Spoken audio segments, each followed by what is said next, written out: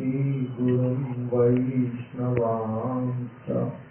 श्रीरूपं साग्रजातं सहगण रघुनाथ अन्वितं तं सजीवं साद्वैतं सावधूतं परिजनसहितं कृष्णा चैतन्यदेवं श्रीराधा कृष्णपादान् सहगणललिता श्रीविशाखान्वितांश्च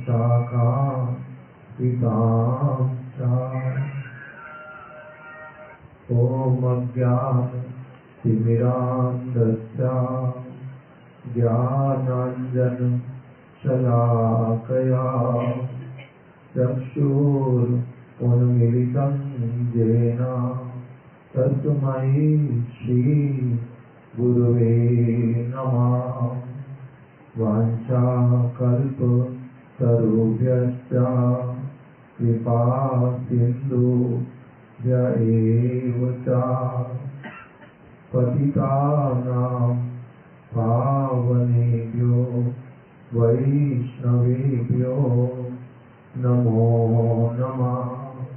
जय श्री रूप श्री सनातन भट्ट रघुनाथ श्री जीव गोपाल भट्ट दास रघुनाथ हे साईं गोसाई करी शरण बंदन जहाँ है के विघ्न नाश अभीष्ट पूरन। नमो महावदन्याय कृष्णा प्रेम प्रदायते कृष्णाय कृष्ण चैतन्य नामिने गौरात्रिषे नमः। श्री कृष्ण चैतन्य प्रभु नित्यानंद श्री अद्वैत गदाधर शिवासादि गौर भक्त वृंद। हरे कृष्णा कृष्णा कृष्णा हरे हरे, हरे राम राम राम हरे हरे। मैं सर्वप्रथम अपने परम आराध्य गुरुपाद पद्म नित्य लीला प्रविष्ट ओम विष्णुपाद अष्टोत्तर शत श्रीमद् भक्ति प्रमोद सूरी गोस्वामी महाराज जी के अभय चरणों में अपना दंडवत प्रणाम ज्ञापन करता हूँ। तत्पश्चात शिक्षा गुरुपाद पद्म नित्य लीला प्रविष्ट ओम विष्णुपाद अष्टोत्तर शत श्रीमद् भक्ति वेदांत नारायण गोस्वामी महाराज एवं नित्य लीला प्रविष्ट श्रीमद् भक्ति विज्ञान भारती गोस्वामी महाराज जी के श्री चरण कमलों में अपना दंडवत प्रणाम ज्ञापन करता हूँ। तत्पश्चात नित्य लीला प्रविष्ट श्रीमद् भक्ति वल्लभ तीर्थ गोस्वामी महाराज एवं नित्य लीला प्रविष्ट श्रीमद् भक्ति दायित माधव गोस्वामी महाराज जी के श्री चरण कमलों में भी अपना दंडवत प्रणाम ज्ञापन करता हूँ। सपरिकर श्री शिला प्रभुपाद जय युक्त हों, समस्त गौर भक्त वृंद जय युक्त हों। आज इस स्थान पर आकर के श्री राधा दामोदर जी के श्री चरण कमलों में बैठ करके थोड़ा सा कुछ हरि कीर्तन हरि कथा करने का एक सुयोग प्राप्त हुआ है।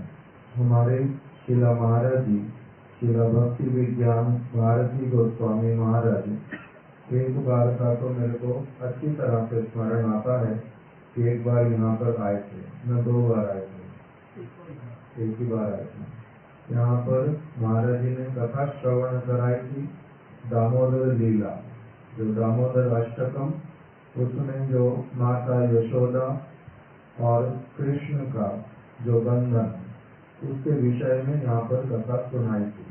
और साथ ही साथ में राधा दामोदर जी को प्रकट करने वाले शिला रूप गोस्वामी पाद, शिला जीव गोस्वामी इत्यादि उनकी कथा को श्रवण कराया था। षड गोस्वामी अष्टकम का कुछ वर्णन करके, एक तरफ दामोदर अष्टकम, दूसरी तरफ षड गोस्वामी अष्टकम, उन दोनों की कथा को यहीं पर ही श्रवण कराया था। आज उसके बाद फिर से यहाँ पर हम लोग अभी एकत्रित हुए हैं। शिला महाराज जी के साथ में ही जालंधर में आना जाना हुआ और उन्हीं के माध्यम से ही यहाँ पर कुछ भक्तों के साथ में परिचय हुआ।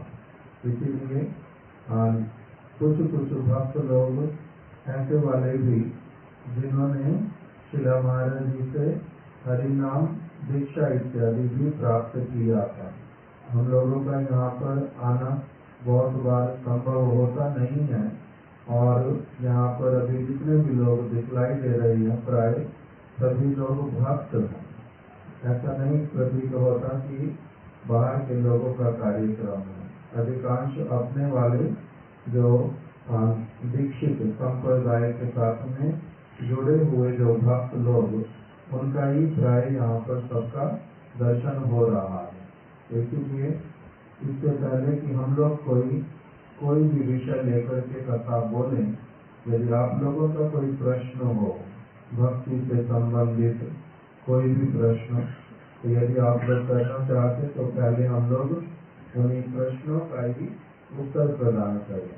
किसी का कोई प्रश्न है किसी भी वस्तु से संबंधित, जो हमारे गुरु वर्ग हम लोगों को शिक्षा देते हैं, उससे संबंधित, श्री चैतन्य महाप्रभु की शिक्षा से संबंधित यदि किसी का कोई प्रश्न होता है तो आप लोग प्रश्न कर सकते, हम लोग उसका उत्तर देंगे। कोई प्रश्न होता नहीं? समझ नहीं आया प्रश्न।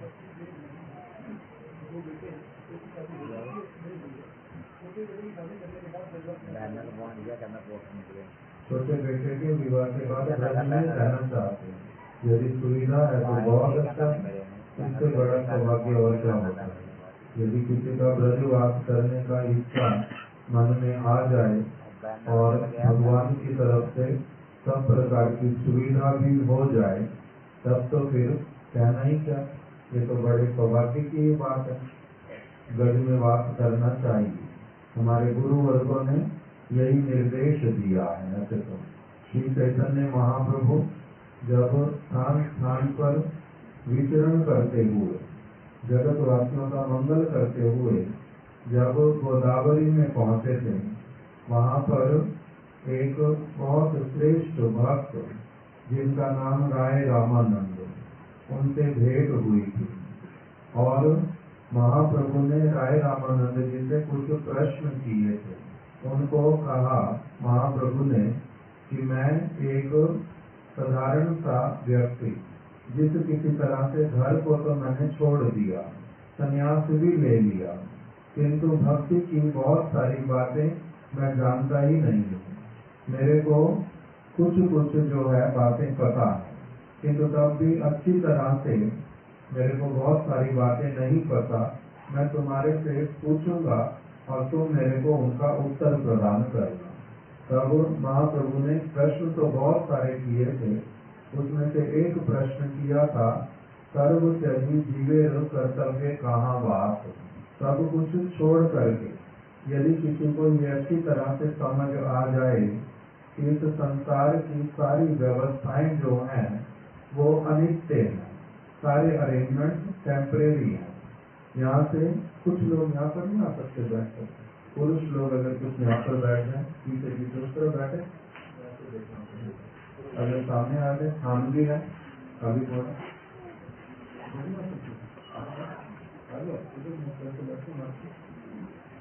ऐसे साधारण रूप में नियम यही, श्रोता और वक्ता जो होंगे आमने सामने होंगे। जहाँ पर व्यवस्था नहीं होती वहाँ तो अलग बात है। यहाँ तो स्थान है, इतनी भीड़ नहीं है जो उस तरह बैठना पड़े सबको। तो महाप्रभु ने प्रश्न किया, सर्व त्यजी जीवेर कर्तव्य कहाँ बात। एक ऐसा वाला व्यक्ति जिसको साधु का संग मिला, परम सौभाग्य उदित हुआ, और फिर उसको अच्छी तरह से ये समझ आ गया कि मैं इस संसार में जो कुछ भी कर रहा हूँ वो केवल टेम्परेरी है, यहाँ की सारी अरेंजमेंट टेम्परेरी है, कभी भी मुझे यहाँ से जाना पड़ेगा, कुछ भी साथ में नहीं लेकर के जा पाऊंगा, मेरा भरण पोषण, मेरी रक्षा सब कुछ वास्तविक रूप में किसी और के हाथ में है, बागडोर, और मैं अपने आप में जितना भी अभिमान करता रहूं कि मैं ही करता हूँ, ये मेरी भूल होएगी। जब अच्छी तरह से ये बात समझ में आ जाती है, कुछ कुछ लोगों को इमोशनली समझ आता है, कभी कभी सब कुछ छोड़ के वृंदावन पहुंच भी जाते और फिर वापस भी लौट जाते। कुछ कुछ लोग वहाँ रहते भी, किंतु फिर से वहाँ पर भी और बहुत सारे जंजालों में फंस जाते। कुछ लोगों के विषय में महाराज जी हमारे बोलते थे कि रहते वृंदावन में मन उनका घूमता है और शहरों में, शरीर भले ही वहाँ पर किंतु मन कहीं और रहता है। तो इस प्रकार के ब्रजवास की बात जो है वो महाप्रभु की बात में नहीं आ रही।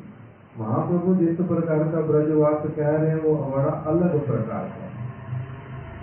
सबसे पहले तो उसमें बता दिया कि कर्म त्याजी, कौन सब कुछ छोड़ेगा, केवल मात्र बाहरी रूप से छोड़ना नहीं, मन के भीतर में से सारी वस्तुओं का स्वरूप जो है समझ आ जाना कि मेरे को इस जगत की किसी वस्तु से भी क्या लेना देना है। मैं यहाँ की सारी वस्तुओं से अलग वस्तु हूँ। यहाँ का सारा कुछ जो है वो जड़ वस्तु है, निर्जीव है। यहाँ की किसी वस्तु के साथ मेरा नित्य संबंध नहीं है। ये अंदर से समझ आ जाना और फिर सारी की सारी जगत की वस्तुएं होने पर भी उसमें लिप्त नहीं होना, आसक्ति नहीं होना, सारी वस्तुओं को देख पाना जो ये भगवान की है, भगवान के लिए, इस प्रकार का जिसका एक स्थिति आ जाए मन का। फिर उसके लिए महाप्रभु प्रश्न कर रहे हैं, सर्व त्याजी, सारी वस्तुओं को छोड़ करके कहाँ पर वास करना चाहिए। कौन से वाला वास, शारीरिक वास, मानसिक वास, आत्मिक वास। वास जो है हम लोग केवल शरीर के वास को वास बोल देते। हमारे महाराज जी किंतु बोलते थे बार बार, you are where your mind is. आप वहीं पर वास्तविक रूप में हो जहाँ पर आपका मन है। शरीर कहीं पर भी क्यों नहीं बैठा, किंतु मन कहाँ पर है।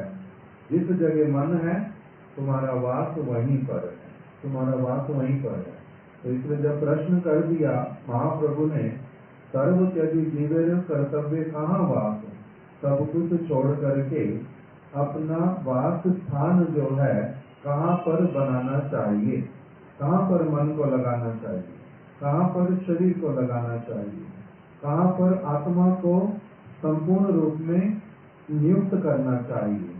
उसके लिए उत्तर प्रदान किया राय रामानंद जी ने, श्री वृंदावन भूमि जहाँ नित्य रास विलास, उस स्थान पर वास करो जहाँ पर क्या है, नित्य रास विलास है, आनंदमय महोत्सव है, जहाँ पर दुख नाम की क्या वस्तु होती है किसी को पता ही नहीं है, जहाँ पर कोई व्यक्ति वृद्ध नहीं होता, जहाँ पर कोई रोग नहीं आता, जहाँ पर सभी परम आनंद में रहते हैं, जहाँ पर ईर्ष्या नहीं है, द्वेष नहीं है, जहाँ पर कोई कंपटीशन नहीं है, जहाँ पर सभी का सभी के साथ में हृदय वाला परम जो आनंदमय संबंध है, जहाँ पर कृष्ण ही सब वस्तुओं के केंद्र हैं, जहाँ पर वार्तालाप केवल उनसे संबंधित ही होती है, जहाँ पर किसी को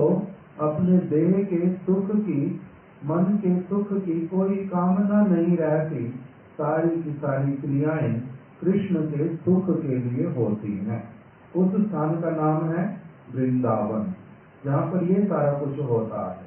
यदि उस वृंदावन में वास करने की किसी की कामना, तब बोलते हैं ये वृंदावन धाम में भी जाओ, जो इस जगत में है, जो उत्तर प्रदेश का ही भले ही एक भाग दिखलाई देता है, जहाँ पर लीला स्थलियां हैं, गिरिराज गोवर्धन है, यमुना जी है, जहाँ पर रास स्थली है, जहाँ पर नंदग्राम है, बरसाना धाम है, गोकुल है, महावन है, द्वादश वन, द्वादश उपवन, कितनी सारी लीला स्थलियां, इन सारे स्थानों पर जाओ, वास करो, वहाँ का महिमा श्रवण करो, प्रणयी भक्तों के साथ में जाओ, तब फिर वहाँ पर जाने का, रहने का बहुत सुंदर जो लाभ है वो प्राप्त होगा, वो प्राप्त होगा।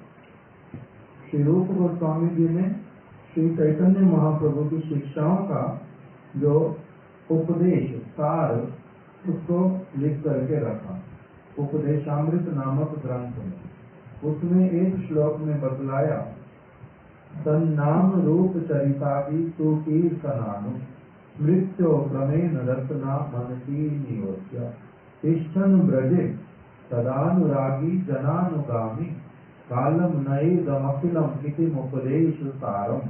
श्री चैतन्य महाप्रभु के उपदेशों का रूप गोस्वामी जी कह रहे कि मेरे समस्त अनुभव किए हुए विचारों में से जो उपदेशों का सार, वो क्या है, सब समय के लिए भगवान के तन नाम रूप चरितादि सुकीर्तनादि, भगवान के नाम रूप गुण लीला इत्यादि का, परिकरों का, धाम का, सुकीर्तनादि भली प्रकार से संकीर्तन करो, सम्यक रूप से कीर्तन करो, उसके विषय में सुनो, उसके विषय में समझो, भगवान क्यों इस जगत में आते, कहाँ कहाँ पर क्या लीलाएं की, उद्देश्य क्या है,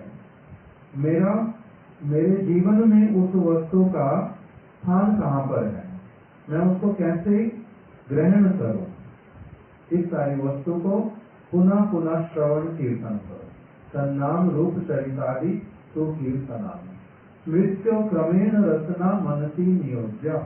एक साथ में मन नहीं लगेगा इन सारी चीजों में, कहाँ एक और संसार की अवस्था और कहाँ ये फिर दूसरा संसार, बाहर जहाँ पर भौतिक वस्तुएं सारे केंद्र में है, वहाँ का संसार पूरी तरह से दूसरा, और भगवान जहाँ पर केंद्र है वहाँ का संसार पूरी तरह से दूसरा। इसलिए हम लोगों का अभ्यास है एक तरफ रहने का, अब पूरी तरह से दूसरी तरफ का मैं हो जाऊं, ये साथ साथ में संभव होता नहीं। ये कोई टेप रिकॉर्डर का बटन नहीं है मेरा मन, कि मैंने दबाया एक बटन को, एक तरफ का रिकॉर्डिंग पूरा बंद हो गया, दूसरी तरफ का चलना शुरू हो गया, ऐसा तो होता नहीं। हम लोगों का कैसा होता है, क्रमशः, अर्थात स्टेप बाय स्टेप, पहली क्लास पढ़ूंगा, दूसरी में जाऊंगा, दूसरी से तीसरी में जाऊंगा, तीसरी से चौथी में जाऊंगा, फिर 10वीं तक पहुंचूंगा, फिर और आगे पढ़ूंगा, कभी किसी कक्षा में कम नंबर आएंगे, कभी किसी में ज्यादा आएंगे, कभी फेल हो जाऊंगा, फिर से पढ़ना प्रारंभ करूंगा। ये सारा कुछ मेरा क्या होगा, चलता रहेगा।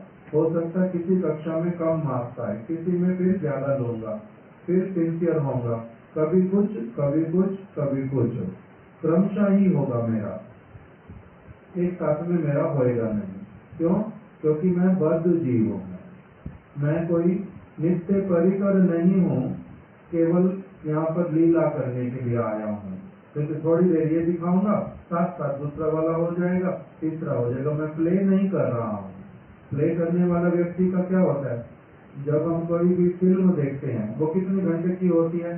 पहले 3 घंटे की होती थी, अभी और भी कम होती जाती है। तो जो 3 घंटे वाली होती थी उसमें एक व्यक्ति का कभी कभी पूरा का पूरा जीवन ही दिखला देते हैं, बचपन से मृत्यु तक।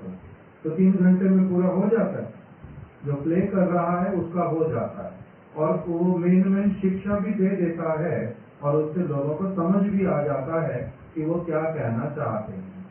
उनका तो 3 घंटे में हो जाता है, किंतु जो व्यक्ति लाइव जीता है उस चीज को, उसके लिए वो बचपन से या फिर जन्म से मृत्यु तक क्या 3 घंटे में, एक किसी का आयु 70 साल का है तो 70 साल में तो बीतेगा न, कि रियलिटी में भी 3 घंटे में 70 साल बीत जाएंगे? नहीं बीतेंगे। तो इसीलिए हम लोग क्योंकि बद्ध जीव हैं, इसीलिए हम लोगों का क्रमशः स्टेप बाय स्टेप क्या करना पड़ेगा? वहां कह रहे हैं कि मनसी नियोज्या, अपने जीवा को, अपनी क्रियाओं को, अपने मन को स्टेप बाय स्टेप जो सत्य वस्तु है, जो भगवान है, उस ओर अपना लगाते हुए चलो। तिष्ठन ब्रजे, वास कहाँ पर करो? वहां बतला दिया ब्रज में, तिष्ठन ब्रजे। किंतु अपनी आप से यदि रहेंगे ब्रज में, तब वहां पर अत्यधिक शांतित्व, उसमें क्या होगा? आपका वास्तविक रूप में ब्रजवास नहीं होगा। कैसे रहना ब्रज में? उसके लिए बताया तिष्ठन ब्रजे सदानुरागी, भगवान के चरण कमलों में जिनका अनुराग बहुत प्रबल रूप में उदित हो चुका है, जो अनुरागी व्यक्ति हैं, सदानुरागी जनानुगामी, उनके शरण में रहना। वो जिस प्रकार से तुम्हारी योग्यता के अनुसार तुम्हारे को कहेंगे कि अभी तुम्हारा ये कर्तव्य, अभी तुम्हारा ये कर्तव्य, उस प्रकार से उनके डायरेक्शन में तुम ब्रज में वास करना।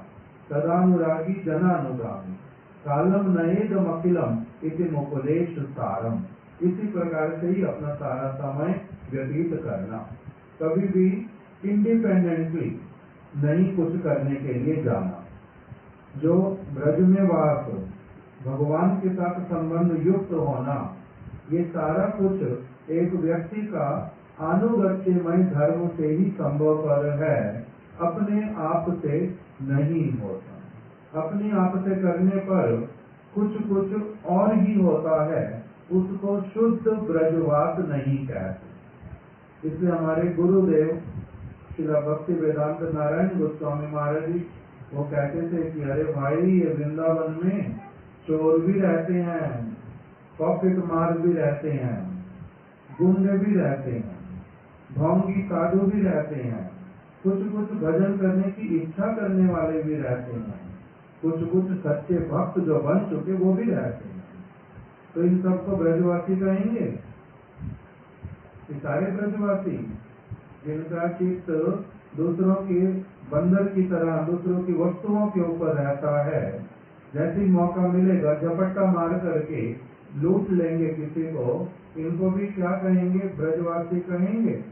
ये ब्रजवासी नहीं, ये ढोंगी ब्रजवासी, कपटी ब्रजवासी, शरीर से ब्रज में वास करने वाले, वास्तविक रूप में वो माया की जो परत है उसी के ऊपर वास करते, इनका ब्रजवास नहीं होता। ब्रजवास किसका होता है? जिसका शुद्ध चित्त वाले जो भक्तगण, उनके अनुगत्य में जो भगवान का भजन करता है, उसका होता है वास्तविक रूप में ब्रजवास। फल भी मिलता है ब्रजवास का। इस प्रकार का हमारे गुरु वर्गों ने विचार किया। हमारे महाराज एक और बात बोलते थे कि कोई व्यक्ति क्या करता है, कलकत्ता से टिकट बनाया मथुरा का, वृंदावन आ गया, और फिर कुछ दिन रहने के बाद में वापस भी लौट गया, और कहते हैं मैं वृंदावन के दर्शन करके आया। किंतु जो साधु पुरुष वो क्या कहते हैं? ते मूर्ति नयन हेरे के वो नाही घरे फिरे, सन्यासी गृही जेगो है सर्वनाश। जो व्यक्ति एक बार धाम में जाए, वो वहां से लौट करके आएगा, ये कभी होता ही नहीं। भगवान का धाम का जिसको दर्शन हुआ उसको फिर और किसी वस्तु का दर्शन होता है, कहते ये होता ही नहीं। गौर किशोरदास बाबा जी महाराज जी का नाम सुना? गौर किशोरदास बाबा जी महाराज वो रहते थे नवद्वीप धाम में। उनके पास में एक नया व्यक्ति मायापुर में आए थे, जगदीश बाबू उनका नाम। मायापुर में आए थे, प्रभुपाद जी से भेंट हुई। प्रभुपाद जी ने उनको कहा कि मेरे गुरु महाराज जी जो है वो इस समय नवद्वीप में रहते हैं, आप उनके दर्शन करके जाना। दर्शन करने के लिए चले गए बाबा जी महाराज जी के। गौर किशोरदास बाबा जी महाराज ऐसे वो निरक्षर थे, अनपढ़, पढ़े लिखे नहीं थे। लीला किया, उनके पास में ये जगदीश बाबू पहुंच गए, प्रणाम किया, कुछ वार्तालाप किया। मेरे को सरस्वती ठाकुर ने भेजा, बाबा जी महाराज मैं धाम में आया हूँ। उन्होंने कहा आपके भी दर्शन करके आओ। तो बाबा जी महाराज ने साथ साथ में बोला, धाम में आए हो बहुत अच्छा, अच्छी तरह से भजन करना, कपटी व्यक्ति की तरह यहाँ पर नहीं रहना, धाम की पवित्रता को नष्ट नहीं करना, यहाँ पर कोई व्यवसाय इत्यादि वाला काम नहीं करना, शुद्ध चित्त साधुओं के साथ में रहना। जैसे ऐसा उपदेश किया, जगदीश बाबू ने साथ साथ में बोला, बाबा जी महाराज मैं तो रिटर्न टिकट करके आया हूँ, मेरे को तो कलकत्ता जाना, रिटर्न टिकट लेकर के आया हूँ। तो बाबा जी महाराज जी ने बड़े आश्चर्य से एकदम से कहा कि क्या रिटर्न टिकट? मैंने तो आज तक कभी सुना नहीं, धाम में आकर के कोई वापस जाता है, ये तो मैंने बात सुनी ही नहीं। जगदीश बाबू एकदम से सोच में पड़ गए कि बाबा जी महाराज जी ने ये क्या कहा। क्योंकि वो भगवत गीता पढ़ते थे घर पर अपने, और लगभग 100 बार पढ़ रखी थी। तब उनके दिमाग एकदम से दिमाग ठनका, उसमें कुछ आवाज आई कि मैंने भगवत गीता में पढ़ी है ये बात, तो कि भगवान कह रहे हैं यद गत्वा न निवर्तन्ते तद धामम परमम ममा। मेरा ऐसा धाम है जहाँ पर पहुंच करके एक व्यक्ति को दोबारा लौटना नहीं पड़ता। तो बाबा जी महाराज तो सच ही कह रहे हैं कि यहाँ धाम में आकर के फिर किसी को लौटना होता, धाम में आने के बाद और कोई स्थान होता जहाँ जाना है, ऐसा तो होता नहीं। तो कहते मैंने भगवत गीता तो बहुत बार पढ़ी थी, किंतु ये बात मेरे दिमाग में इस तरह से स्ट्राइक नहीं की थी। बाबा जी महाराज जी ने गीता कभी पढ़ी नहीं है, किंतु ऐसे वाले साधुओं का इन्होंने संग किया है कि शास्त्र की जो वास्तविक बातें वो इनके हृदय में पूरी तरह से छपी हुई, ये उनका अनुभव हुआ। तो बाबा जी महाराज जी ने फिर उन्होंने जगदीश बाबू ने फिर बाबा जी महाराज जी को प्रार्थना किया, ये बाबा जी महाराज मैं धामवासी कैसे बन सकता हूँ, मैं धामवासी कैसे बन सकता हूँ। तब उन्होंने कहा यहाँ पर भक्ति विनोद ठाकुर जी रहते हैं, उनके पास में जाओ, उनका चरण आश्रय करो, उन्हीं के दिशा निर्देश अनुरूप अपने जीवन को चलाओ, तब तुम्हारा वास्तविक रूप में क्या होगा, धामवासी बनना। तो इसलिए जो व्यक्ति विशुद्ध पूर्ण रूप में जो साधु का जीवन जीते हैं, वास्तविक साधु का जीवन जीते हैं, ऐसे वाले साधु का आश्रय लेने से, उनके निर्देश अनुरूप चलने से सबका क्या होता है, धामवास होता है, सबका धामवास होता है जो उनके निर्देश अनुरूप चलता है। इसीलिए एक समय श्रील भक्ति वल्लभ तीर्थ गोस्वामी महाराज एक समय क्यों कहीं बार बार ही एक बात बोलते थे। अपनी वृद्धावस्था में वो अपना सुबह मंत्र आनिक इत्यादि करने के बाद हर रोज अपने गुरु महाराज जी की भजन कुटीर में जाते थे। पहले प्रणाम करेंगे, वहां पर अपने गुरु महाराज जी के चरणों में पुष्प इत्यादि देंगे।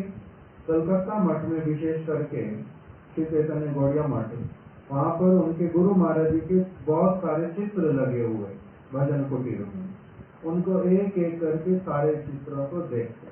वहीं पर ही उसके बाद में फिर वो एक टेबल उनका होता था छोटा सा, उसके सामने वो खड़े हो जाते थे। उस टेबल पर एक पेपर होता था, उस पेपर के ऊपर लिखा रहता था, लिखा हुआ बहुत बारी देखा उसको, सेवक लोग वो प्रिंट कर देते थे बार बार। उसको जितनी बार पढ़ते थे आंखों से आंसू निकलते, रोते, कागज पर गिरते, कागज धीरे धीरे खराब हो जाता एक दो दिन में।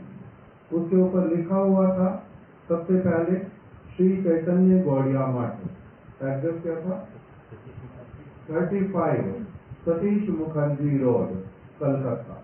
ये वो पढ़ते थे, हर रोज ही पढ़ना उन्होंने। उसके नीचे अपने गुरु महाराज जी का नाम, कुछ और उन्होंने गुरुवर्गों के नाम लिखे हुए वो पुकारते थे। तो ये लिख करके क्यों रखा और फिर रोज पढ़ते क्यों है? एड्रेस पढ़ना पड़ता रोज। इस स्थान पर पंडित जी रहते हैं, अमित पंडित जी रोज पढ़ते हैं इस स्थान का एड्रेस? नहीं, हम लोग तो कोई नहीं पढ़ते, वो किंतु प्रतिदिन पढ़ते। श्री चैतन्य गौड़िया मठ 35 सतीश मुखर्जी रोड कोलकाता। तो किसी समय उनके किसी एक भक्त ने उनसे पूछा कि गुरु महाराज आप ये प्रतिदिन पढ़ते हैं, यहाँ का जो पता है इसका कारण क्या है, इसका उद्देश्य क्या है? तो उन्होंने क्या उद्देश्य बताया कि ये जो एड्रेस है ये कलकत्ता के किसी स्थान का एड्रेस नहीं है, ये साधारण किसी स्थान का एड्रेस नहीं है, ये गोलोक वृंदावन की एक ब्रांच है, ये वहां का एड्रेस है। इसे इसको साधारण समझने का भूल नहीं करना। ये श्री चैतन्य गौड़िया मठ है, ये किसी का घर नहीं है कलकत्ता में होने पर भी, ये कलकत्ता नहीं है। ये क्या है? कोई और स्थान है, गोलोक का स्थान है। ये हमारे गुरु महाराज जी ने गोलोक के स्थान को यहाँ पर प्रकटित कराया है, इसलिए साधारण एड्रेस नहीं है। तो अब इस प्रकार का जो हृदय का कन्विक्शन ये कहाँ से आता है? एक समय श्री भक्ति विनोद ठाकुर जी वो कलकत्ता में रह रहे थे, गौर किशोरदास बाबा जी महाराज जी वो नवद्वीप में। प्रभुपाद जी मिलने के लिए गए बाबा जी महाराज जी से। बातों बातों में बाबा जी महाराज जी ने कहा, ये सरस्वती ठाकुर प्रभु मैंने सुना भक्ति विनोद ठाकुर बहुत अस्वस्थ हैं, आप उनको कलकत्ता कली की नगरी वहां से धाम में ले आओ, धाम में ले आओ। यदि वो कलकत्ता में ही अप्रकट हो गए तो बहुत खराब होगा, धाम में शरीर छोड़ेंगे तो अच्छा होगा। बाबा जी महाराज जी ने तो बोल दिया। प्रभुपाद जी ने साथ साथ में चरण पकड़ करके क्या कहा कि बाबा जी महाराज आप मेरी परीक्षा कर रहे हैं।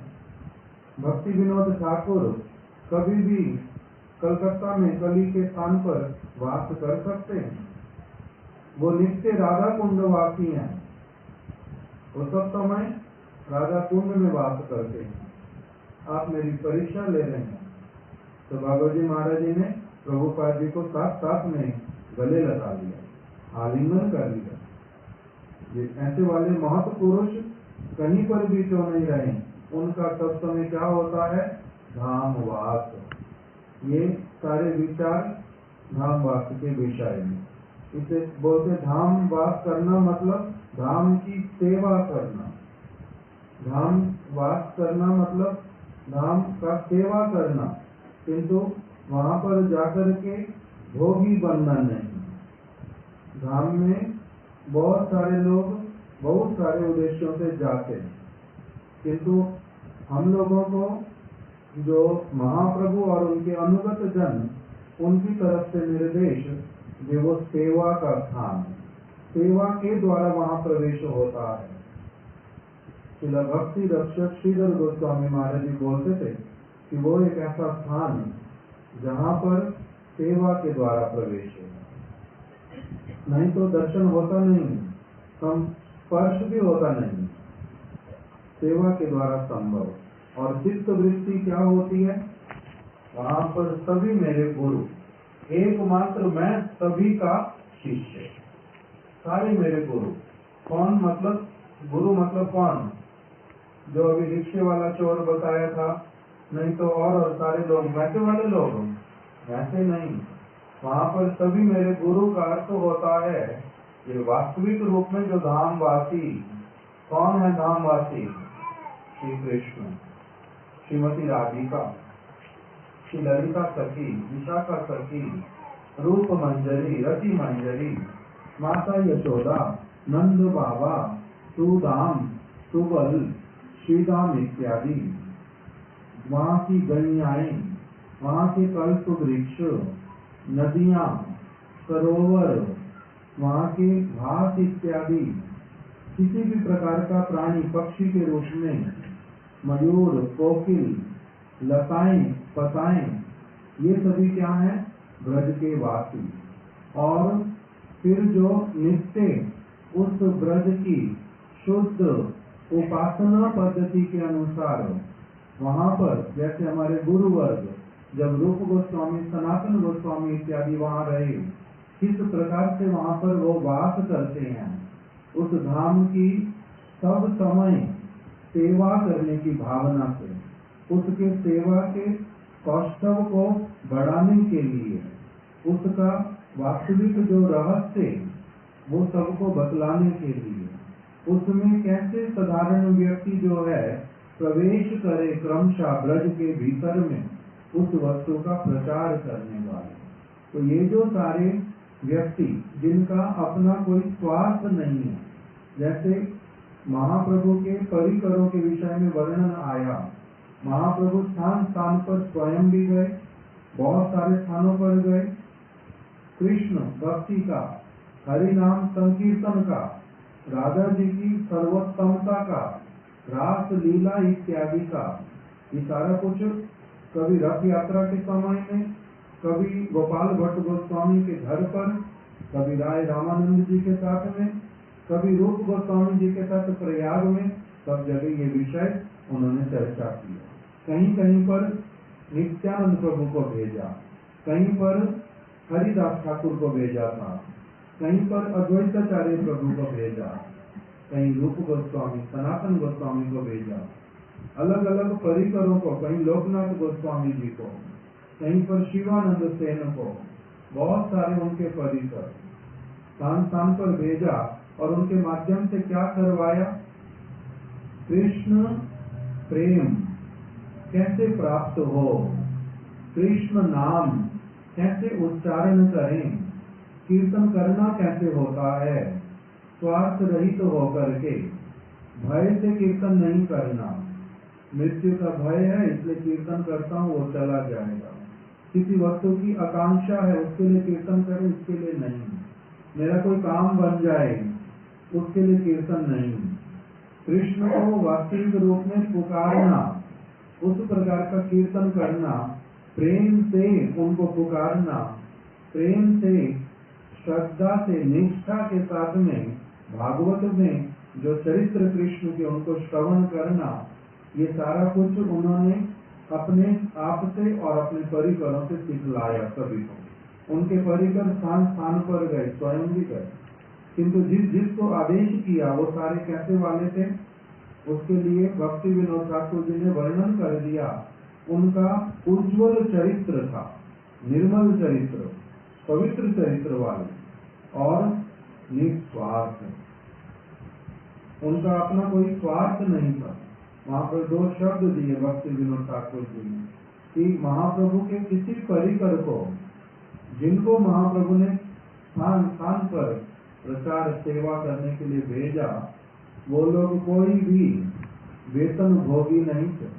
उनको महाप्रभु ने वेतन नहीं दिया था कि मैं तुम्हें ये पैसा दूंगा, तुम स्थान स्थान पर जाओ प्रचार करके आओ, कोई तुम्हें पुरस्कार मिलेगा, ऐसे वाला भी कोई प्रॉमिस नहीं किया, ना पुरस्कार दिया।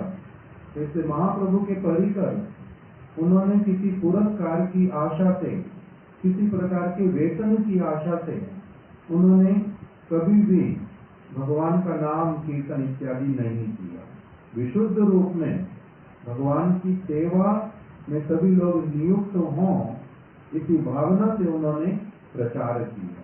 तो इन लोगों ने जो प्रचार किया, इसी को ये कहीं पर भी क्यों नहीं गए, इनको कहते हैं शुद्ध ब्रजवासी। मैं कह कुछ और रहा था किंतु भूल गया हूँ। ये तो बता दिया, महाप्रभु ने इनको भेजा, इनका चरित्र उज्ज्वल, और ना तो पुरस्कार चाहिए न वेतन चाहिए। प्रभु की सेवा के लिए महाप्रभु के प्रेम सूत्र में बंद करके ये गए थे। महाप्रभु के प्रेम सूत्र में बंद किया। ठाकुर बोला भक्ति विनोद ठाकुर जी ने, किंतु प्रसंग कुछ और बोल रहा था। तो इसलिए ये लोग हैं धामवासी, ये लोग धामवासी। इनके संग करने से एक व्यक्ति धामवासी बनता है, उनके जैसा जो है चरित्र बनता है। किसका संग करना धाम में, किसके अनुगत्य में रहना, जिनका कोई अभाव नहीं है। जैसे श्रील प्रभुपाद जी ने बोला कि मैं बहुत सारे लोगों से मिलता, साधु पुरुषों से मिलता, उनके प्रति श्रद्धा भी उत्पन्न होती, उनके व्यवहार को देख के, उनकी भजन को देख करके, किंतु बहुत दिनों तक उनके प्रति मैं श्रद्धा रख नहीं पाता था। क्यों? क्योंकि मेरे को थोड़े समय बाद ही पता चलता था कि इनको भी जीवन में कुछ अभाव है। अभी जिनको भगवान मिल जाए उनका फिर कोई अभाव रहेगा, ये तो हो नहीं सकता। जिनको नाम रस की प्राप्ति हो गई, जो सब समय भजन में निमग्न, उनको कोई अभाव रहेगा, ऐसा तो हो नहीं सकता। तो जिनका मेरे को अभाव दिखलाई देता, उनके प्रति फिर वैसी श्रद्धा नहीं रहती। किंतु फिर कह रहे मेरे को ऐसे वाले एक प्रभु का दर्शन हुआ, गौर किशोर दास बाबा जी महाराज जी का, जिनको जीवन में कोई अभाव नाम का वस्तु कुछ होता है, जिनको ये पता ही नहीं था, उनको कोई अभाव नहीं देखा उनका। और 24 घंटे में से 24 घंटे भगवान के भजन को छोड़ करके और कुछ करना होता है, उनको ये तक भी नहीं पता। प्रभुपाद जी बोल रहे मैं कैसा वाला व्यक्ति था, अगर 23 घंटे 59 मिनट 59 सेकंड कोई भजन करता और 1 सेकंड अगर वो भजन कम करता, तो वो मेरे हृदय पर प्रभुत्व नहीं जमा पाता, वो मेरा प्रभु नहीं बन सकता। इसलिए इनको देखा 24 घंटे में से 24 घंटे ही भगवान के भजन को छोड़ के और कुछ होता ही नहीं जिनके जीवन में। इस प्रकार के जो व्यक्ति, इनको क्या कहते हैं? धामवासी। इनका संग, इनकी कृपा, इनका निर्देश प्राप्त होए तब कहते हैं बड़ा सौभाग्य। ये यदि थप्पड़ लगा दें, कल हम लोगों ने कथा में सुना था, श्रीवास पंडित जी ने क्या किया, एक राजा का सेवक था हरिचंदन, रथ यात्रा का प्रसंग बताया चैतन्य चरितामृत में। महाप्रभु रथ के सामने नृत्य कर रहे हैं, बहुत सारे भक्त लोग उनको देख रहे हैं, दर्शन कर रहे हैं। महाप्रभु के नृत्य करते हुए दर्शन को करना, ये भी सेवा है। तो वहां पर प्रभुपाद जी ने बताया, श्रीवास पंडित क्या कर रहे थे, महाप्रभु के नित्य रूपी दर्शन करने की सेवा कर रहे थे। उनका दर्शन करते और महाप्रभु नृत्य करते करते कहां से कहां पहुंच जाते, कभी कैसे घूमते, कभी एकदम से ऊपर, कभी एकदम से नीचे, कभी इस ओर तो कभी इस ओर। जैसे जैसे वो करते हैं, श्रीवास पंडित भी आगे पीछे ऊपर नीचे जैसे जैसे होता है वैसे होते जाते। उनके पीछे से राजा दर्शन कर रहा था, राजा प्रताप रुद्र, और उनके साथ में थे उनके सेवक हरिचंदन। वो हरिचंदन जो है बड़े प्रेम से, वो भी कोई जैसे गर्व करके नहीं कि मैं राजा का सेवक हूँ, ऐसा वाला नहीं भावना, सरल रूप में ही श्रीवास पंडित को थोड़ा थोड़ा स्पर्श करके ऐसे खड़ा करना चाहते थे, इधर उधर करते थे, जिससे कि राजा को भी महाप्रभु के दर्शन अच्छे से हों। इससे बार बार उनको हाथ लगाता था, इधर से उधर करता था हरिचंदन। श्रीवास पंडित उस समय शुद्ध बुद्ध खो बैठे थे सारे जगत की, उनको कुछ नहीं होश हवास। उसी अवस्था में बार बार जब देखा मेरे को हाथ लगाता है, तो उसको थप्पड़ लगा दिया। हरिचंदन को। हरिचंदन थोड़ा सा क्रोधित हुआ, कुछ कहने के लिए जाने ही वाला था कि महाराज प्रताप रुद्र ने उनको साफ साफ रोक दिया। कहा कि देखो तुम बड़े सौभाग्यशाली, इनके जैसे भक्त का तुम्हारे को स्पर्श प्राप्त हो गया। ये अभी ऐसी प्रेममय भूमिका में है कि इनको कुछ नहीं पता कि इन्होंने क्या किया है, किंतु तुम्हारे को इतना बड़ा उपहार मिल गया है, उसके विषय में मैं क्या बदलाऊं। मेरे को ऐसा सौभाग्य अभी तक नहीं मिला। ऐसा कहकर के शांत किया। तो जो ये भक्त ब्रजवासी, जो इनको एक नाम इनको दिया प्रणयी भक्त, जिनका प्रेम जो है भगवान के साथ में इतना गाढ़ा हो गया है, इतना गाढ़ा हो गया है कि भगवान भी इनके वशीभूत हो गए हैं। जैसे कृष्ण माता यशोदा के वशीभूत, बांध दिया तो बंध गए, और नंद बाबा के वशीभूत, जूते उठा करके लाओ, जूते उठा के ले आते हैं भगवान होने पर भी। राधा जी मेरे चरणों को दबा दो तो चरण दबाने लग जाते भगवान होकर के भी। इसको कैसे वशीभूत होना। तो इसलिए यहाँ पर भगवान जो है इन भक्तों के प्रणय के वशीभूत हो जाते हैं, इनको बोलते हैं ब्रजवासी। इनका चरित्र बड़ा ही अलग प्रकार का। हम लोग जिनको ब्रजवासी कहते उसमें से 99.9999% वो उसमें से कोई ब्रजवासी होता ही नहीं। हम लोगों को ब्रजवास के लिए वास्तविक रूप में प्रार्थना करनी चाहिए, ब्रजवासियों का संग मिले उसके लिए प्रार्थना हो। अपना भी सरलता पूर्वक हम लोग भजन यदि करें, करते करते किसी दिन योग्यता थोड़ी बहुत आएगी। ये ब्रजवासी किसको कहते वो देख पाएंगे, समझ पाएंगे। नहीं तो बाहरी क्रियाओं से कोई ब्रजवासी बनता नहीं है। ये मुख्य बात। समय क्या हो गया? पूरा कर अभी समय है, ठीक है। अभी किसी और का कोई प्रश्न है तो बताएं। संसार में रहते हुए भगवान से दर्शन तो बड़ा दूर की बात है, भगवत अनुभव कैसे? संसार में रहते हुए भगवान का अनुभव कैसे हो? मेरे को तो हुआ नहीं, से बताना बड़ा कठिन है। सच बात तो यही वाली है। सच बात ये वाली है। किंतु प्रभुपाद जी के वचनों में गुरु वर्गों का संग करते करते अभी ये विश्वास हुआ है कि प्रभुपाद जी जो कहते हैं, उनके जो आश्रित जन कहते हैं, ये 100% में से 100% विश्वास करने वाली बात है। वो कभी भी किसी भी अन्य उद्देश्य से, जीवों के मंगल को छोड़ करके अन्य किसी उद्देश्य से वो कुछ भी उनका कहना नहीं है, कुछ लेना देना नहीं है। तो प्रभुपाद जी एक बात बोलते हैं कि भगवान का दर्शन आंखों से नहीं, भगवान का दर्शन कान से होता है। इस बात में हमारा विश्वास हुआ है गुरु वर्गों की वाणी के माध्यम से। भगवान का दर्शन कानों से होता है, और वो दर्शन जिसको होता है वही वास्तविक दर्शन। अर्थात वो दर्शन साक्षात दर्शन की ओर तो लेकर के जाएगा ही जाएगा, अवश्यम भावी है ये अवश्य होगा।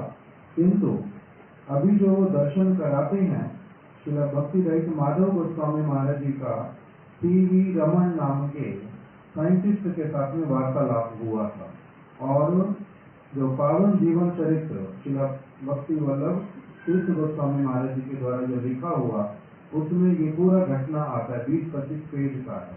टी.वी. रमन के साथ में उनका वार्तालाप हो।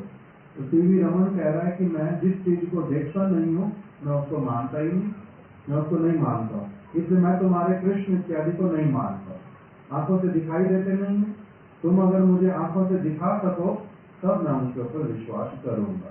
तो श्रील माधव गोस्वामी महाराज जी ने उनको कहा कि आप तो साइंटिस्ट हैं और रिनाउंड हैं, बहुत जाने माने हैं, प्रसिद्ध हैं आप। अभी अगर मैं आपको कहूँ कि जो आप रिसर्च करते हैं वो मुझे भी साथ साथ में दिखला दो और दिखला दो, तो क्या आप दिखा पाएंगे? तो ऐसे कैसे दिखाऊंगा? तुम्हारा बैकग्राउंड होना चाहिए साइंस साइड का, तुम्हारा बैकग्राउंड होना चाहिए कि तुम्हारी यहाँ तक पढ़ाई होनी चाहिए, उसके बाद में फिर तुम्हारे को ये सारे जो टेक्निकल नाम है चीजों के वो पता होने चाहिए। केमिकल रिएक्शंस कैसे होती हैं, वो सब तुम्हें पता होना चाहिए। फिर मैं तुम्हारे को उसको सिखलाना प्रारंभ करूंगा। 2-3 साल लगेंगे, फिर तुम समझ लोगे, किंतु पहले ये वाला सारा बैकग्राउंड होना चाहिए। तो उन्होंने कहा मेरा तो है नहीं, तो फिर तुम कैसे समझ पाओगे। तो इसी प्रकार से श्री माधव गोसाई महाराज जी ने कहा फिर उनको कि इसी प्रकार से मैं जो तुम्हें बतलाऊंगा, मैं जो तुम्हें दिखाऊंगा, तुम देख पाओगे भगवान को। भगवान को देखने के लिए फिर जो योग्यता चाहिए, बैकग्राउंड चाहिए, उसके बिना तुम मेरे को कहते हो मैं साथ साथ तुम्हें दिखा दूं। तुम इस संसार की चीज मेरे को कह रहे हो कि पहले इतना बड़ा बैकग्राउंड होना चाहिए, तब तुम मुझे समझा पाओगे, दिखला पाओगे। और मैं भगवान को दिखलाऊंगा तुम्हारे को। तुम कह रहे हो मेरे को भगवान को दिखाओ, तभी मैं मानूंगा। ये कोई बुद्धिमानी की बात किया आपने, इस प्रकार का उनसे बात किया।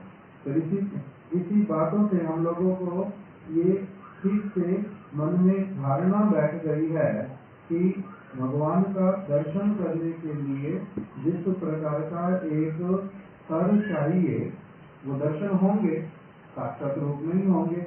उसका प्रोसेस जो है वो हमारे गुरु वर्गों ने हमें प्रारंभ कराया है।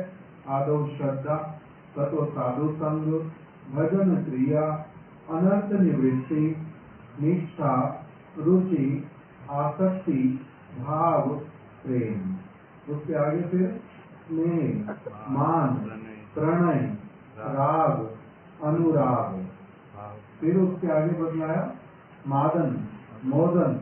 ये एक एक करके टेक्निकल टर्म्स हैं, जो कि प्रेम वास्तविक रूप में प्रारंभ होता है केवल मात्र श्रद्धा से, बीज के रूप में, और फिर अंकुरित होता है, फिर वो पल्लवित होता है, फिर वो वर्धित होता है, फिर वर्धित होते होते एक अच्छे आकार को प्राप्त करता है। फिर उसके ऊपर पुष्प लगते हैं, फिर उसके ऊपर फल लगता है, फिर वो पकता है, फिर वो अपनी आप से गिरता है, फिर उसके रस का आस्वादन होता है।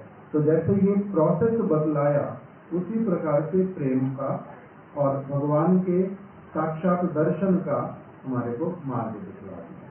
प्रभुपाद जी ने और एक बात बोली है कि don't try to see God, act in such a way that God can come and see you. कभी भी भगवान को देखने का प्रयास मत करो, कभी भी प्रयास मत करो। क्यों? भगवान इन चर्म नेत्रों से दिखलाई नहीं देते। भगवान ऐसे वाली पवित्र वस्तु हैं जो कि पवित्र वस्तु में ही, वो पवित्र वस्तु पर ही प्रादुर्भूत होते हैं। चेतो दर्पण मार्जन, चित्त रूपी दर्पण का तुम्हारा मार्जन होगा। कैसे होएगा? जैसे कमरे में से अंधकार दूर करना चाहते हैं तो खिड़की खोल दो, दरवाजे खोल दो, प्रकाश आएगा, अंधकार चला जाएगा। कमरे में दुर्गंध है बहुत अधिक, मैं दूर करना चाहता हूँ उस दुर्गंध को, खिड़की दरवाजे खोलो, अच्छी हवा अंदर आएगी, दुर्गंध वाली हवा जो है वो चली जाएगी। इसी प्रकार से भगवान को अपने जीवन में लाओ, साधु के माध्यम से लाओ, साधु की वाणी के माध्यम से लाओ, साधु के चरित्र के माध्यम से लाओ। जैसा चरित्र उनका वैसे वाला चरित्र गठन करो। कुछ उनसे सुना वो वाला करो, कुछ उनको देखा वो वाला करो, कुछ उनकी वाणी में लिखा हुआ मिला वो वाला करो। ऐसे करते करते भगवान को जितना अपने जीवन में लाएंगे, उतना अधिक जो हृदय में जन्म जन्मांतर की गंदगी इकट्ठी हो रखी, वो अपनी आप से उतनी मात्रा में दूर जाती जाएगी। ऐसी वाली क्रियाएं करो, अर्थात वेलकम करो भगवान का, भगवान की वाणी का, गुरु वर्गों का, उनके आदर्श चरित्र का अपने हृदय से वेलकम करो। वेलकम किस चीज का करेंगे हम? स्वागत किसका करता है एक व्यक्ति? दिखावटी स्वागत बड़ा सारा हो सकता, बनावटी हो सकता, किंतु हृदय से जो स्वागत किसी का करने की कामना होती है, किसका करने की कामना होती है? स्वागत करने की, जिसके प्रति हृदय में बड़ा प्रेम होता है, एप्रिशिएशन होता है, जिनकी महिमा का ज्ञान होता है। ये व्यक्ति श्रेष्ठ है, मेरा मंगल होगा इनके माध्यम से, इन्होंने मेरा बड़ा उपकार किया है, ये कृतार्थ कर देंगे मेरे को। उनका वेलकम करेंगे। तो कहते हैं इसलिए गुरु वर्गों का, भगवान की वाणी का वेलकम करो अपने जीवन में, इंट्रोड्यूस कराओ उसको अधिक से अधिक, उनके साथ संबंध बनाओ। संबंध कैसे बनता है? ददाति प्रतिगृह्णाति, गुह्यम आख्याति पृच्छति, भुंजते भोज्यते चैव, षड्विध प्रीतिर लक्षण। संबंध बनता है कैसे? ददाति, कुछ देने से। उपहार भगवान को दो, गुरु वर्गों को दो। क्या उपहार देना है? बाहरी द्रव्य का उपहार देने से होता नहीं। हमारे गुरुदेव बोलते थे, मेरे को फूल माला दे दोगे, कपड़े ला दोगे, फल दे दोगे, कुटिया के लिए कुछ ईंटें खरीद दोगे, इसके द्वारा मैं प्रसन्न होने वाला नहीं हूँ। मुझे मिठाई नहीं चाहिए, मुझे कोई और तुम्हारे से चीज नहीं चाहिए। तुम अगर सच में मेरे को प्रसन्न करना चाहते, कुछ देना चाहते, अपने हृदय को देना प्रारंभ करो, हृदय रूपी पुष्प को। तुम अपने कानों को मेरे को देना प्रारंभ करो, तुम अपना समय अंततः दिन में कुछ मेरे को देना प्रारंभ करो, उसके द्वारा मैं प्रसन्न होऊंगा। तो इसको कहते हैं कि मैं संबंध बनाना चाहता हूँ गुरु से, वैष्णव से। उनको समय देना पड़ेगा, उनको एनर्जी देनी पड़ेगी, उनको सीरियसली लेना पड़ेगा कि वो वास्तविक रूप में मेरे मंगल के लिए बड़ी अच्छी कोई चीज मेरे को देना चाहते हैं। उस रूप में उनको रिसेप्शन देना पड़ेगा, उनका वेलकम करना पड़ेगा। जितना मैं करता हुआ चलूंगा, मेरी क्रिया में आएंगी चीजें, मौखिक नहीं, थ्योरेटिकल नहीं। एक होता है मौखिक रूप में मैंने कुछ कह दिया, एक है थ्योरेटिकल, मैंने सुन भी लिया, समझ भी लिया, किंतु करता नहीं। जैसे प्रभुपाद जी के एक शिष्य श्री कृष्ण केशव ब्रह्मचारी, सारा जीवन श्री चैतन्य गौड़िया मठ में उन्होंने वास किया, अंत में पुरी में रहते थे। एक बार हमारे गुरुदेव श्री नारायण गोस्वामी महाराज उनके दर्शन के लिए गए। मैं भी वहीं पर अपने सौभाग्य से था उसी कक्ष में। गुरुदेव ने उनको प्रार्थना किया, ये प्रभु कुछ अपने जीवन का अनुभव मुझे सुना दो। तो उन्होंने 3 कहानियां सुनाई, उसमें से एक अभी बतलाऊंगा। उन्होंने कहा कि मैं ऐसे ज्यादा पढ़ा लिखा तो था नहीं, कम पढ़ा लिखा था, किंतु माधव गोस्वामी महाराज जी के साथ और गुरु भाइयों के साथ प्रचार में जाता था। एक जगह प्रचार में गया, हम सभी लोगों को बहुत ऊंचे सिंहासन पर बैठने के लिए दिया गया। एक यूनिवर्सिटी थी और वहाँ पर सारे लोग जो हैं प्रोफेसर से बड़े बड़े, सारे स्टूडेंट भी पढ़े लिखे, सभी लोग इकट्ठे बैठे हुए। मेरे बहुत सारे गुरु भाइयों ने कथा बोली। जो भी बात कथा में वो बोलते, नीचे से आवाज आती कि हमने ये बात पहले से सुनी हुई है, कोई नई बात बताओ। ये बात तो हमारे को पहले से पता है, आप हमारे को फिर से वही बातें सुनाने आए हो, कुछ तो नया बताओ। तो कह रहे बार बार वो लोग बोल रहे, और ये लोग फिर से कोई और टॉपिक चूज करते, फिर और बोलते, फिर कोई और टॉपिक चूज करते, फिर बोलते, किंतु वो लोग संतुष्ट नहीं हो रहे, बार बार बोलते जा रहे। तो मैंने माधव महाराज को कहा कि महाराज मेरे को 5-10 मिनट कथा बोलने दो। तो उन्होंने कहा ठीक है। तो कहते मैं कथा बोलने के लिए खड़ा हुआ। मैंने उनको कहा ये आपकी इतनी देर तक बातें सुनते सुनते मेरे को अच्छी तरह से पता चल गया कि आप लोग गीता, भागवत, चैतन्य चरितामृत सारा कुछ आप जानते हैं, इसलिए आप लोगों को उसके बारे में क्या बताना। ये लोग आपको वो नहीं बता रहे, ये कुछ और बता रहे हैं, मगर आप सुन नहीं रहे हो जो ये बताने आए हैं, बता रहे हैं। तो कहते जी नहीं हमें सब समझ आ रहा है। तो कहते नहीं तुम्हें नहीं समझ आ रहा कि ये क्या कह रहे हैं। मैं तुम्हारे को एक छोटे से उदाहरण से समझाता हूँ कि एक बार 2 लोग बीमार थे, एक अनपढ़, एक पढ़ा लिखा व्यक्ति, दोनों बीमार हुए। डॉक्टर के पास में गए, डॉक्टर ने प्रिस्क्रिप्शन लिख दिया, दवाइयाँ लिख दी। पढ़े लिखे व्यक्ति ने पढ़ लिया, डॉक्टर की दवाई को दी। उससे कोई पूछता है डॉक्टर को दिखाया, हाँ दिखाया, क्या दवाई दी, ये दवाई दी, इस समय खानी है, इस समय खानी है, इस समय खानी है, इस समय खानी है। इस दवाई में क्या सॉल्ट होता है, उसमें ये वाला सॉल्ट है, उसमें ये वाला सॉल्ट है, उसमें ये वाला सॉल्ट है, किंतु दवाई नहीं खाता। रट लिया अपने पर्चे को, लोगों को बता देता है पर्चे में क्या लिखा हुआ है, उसकी डिटेल भी सारी बता देता है, किंतु दवाई नहीं खाता। उसका रोग ठीक होएगा? तो नीचे से आवाजें नहीं, रोग ठीक नहीं होएगा। दूसरी तरफ से एक बुढ़िया जो बीमार थी, पढ़ी लिखी नहीं थी, डॉक्टर ने कहा 3 बार दवाई खानी है। किसी को भी पकड़ती, भैया देखियो इसमें क्या दवाई लिखी है, इस टाइम खाने वाली, मेरे को दे दे मैं खा लूं। वो ठीक हो जाएगी या नहीं ठीक हो जाएगी? थोड़े दिनों में वो ठीक हो जाएगी। जैसे दवाई खाने से काम चलता है, पर्चा पढ़ने से काम नहीं चलता, पर्चे को समझने से भी काम नहीं चलता, पर्चे को दोहरा देने से भी काम नहीं चलता।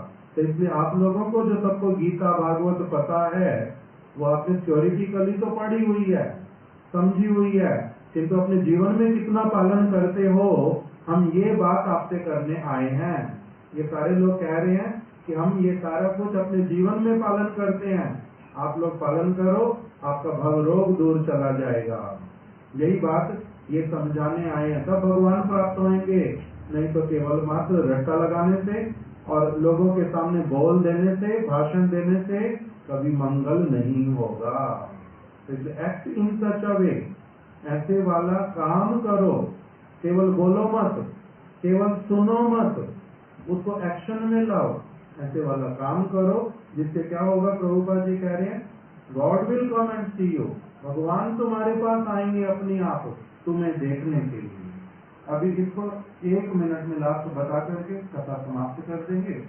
जैसे हमारे यहाँ पर भारत रत्न अथवा राष्ट्रपति कोई और पुरस्कार देते हैं, मेरे को नाम तो याद नहीं आ रहे, पद्म भूषण इत्यादि जो ये पुरस्कार देते हैं, उसमें ऐसे ऐसे लोगों को चुन करके लाते हैं जिनको हम लोग जानते भी नहीं, और ऐसे ऐसे लोग उसमें आते हैं जो कभी अपने आप को एडवर्टाइज भी नहीं करते, मगर राष्ट्रपति जो है वो राजा है ना, तो इसलिए वो उसके गुप्तचर हैं, वो अलग अलग स्थानों पर अपने गुप्तचरों को नियुक्त करते हैं, अलग अलग फील्ड के लोगों को देखने के लिए कि कौन कौन अच्छे अच्छे काम कर रहे हैं, उन सब के ऊपर नजर रखो, उनमें से हम लोग कुछ लोगों को जाएंगे, उनको पुरस्कार देंगे। ये कौन करता है? छोटे वाला व्यक्ति नहीं कर सकता कि मेरे को भी देखो मैं बड़ा काम कर रहा हूँ, मेरे को भी देखो बड़ा काम कर रहा हूँ, उसके पास ये लोग नहीं पहुँचते, उसकी ओर देखते भी नहीं। किंतु जो व्यक्ति वास्तविक रूप में कर रहा होता है, उसके पास ये अपने आप से पहुँचते हैं। इसी प्रकार से भगवान ईश्वरों के ईश्वर, परमेश्वर, ईश्वरा परमा कृष्णा, सच्चिदानंद विग्रह, वो भगवान हम सबके ऊपर नजर रखे हुए हैं, उनके अनेकों गुप्तचर हैं, वो हमारी सारी क्रियाओं को देखते हैं। दिन रात हम जो मर्जी करते रहें, कितना खुल करके करें, कितना छिपा करके करें, कौन सा मन में करें, कौन सा ऊपर से करें, उसमें से वो सारी चीजें उनके पास क्या होती हैं? फुल्ली स्कैन, 100% रिकॉर्ड रखते हैं वो, उनके रिकॉर्ड में कहीं कोई कमी नहीं होती। हम लोग हिमाचल गए थे एक बार, वहाँ लिखा था किसी एक मंदिर के बाहर कि वो चक्की धीरे चलती है, भगवान की चक्की चलती है धीरे, किंतु पीसती है बहुत महीन। भगवान की चक्की चलती है बहुत धीरे धीरे, किंतु पीसती है बहुत महीन सारी चीजों को। अर्थात तो वहाँ पर सारी चीजें पूरी तरह से रिकॉर्डेड होती हैं। आप जैसा कर्म करते हो उसके अनुरूप एज इट इज पूरा का पूरा, जैसे सोना तोलते हैं ना, रत्ती भर भी 10 उदनियों में देते, नहीं तो क्या हो जाता है? बड़ी गड़बड़, क्योंकि मूल्यवान वस्तु है। तो इसी प्रकार से हमारा सब कुछ रिकॉर्ड होता है।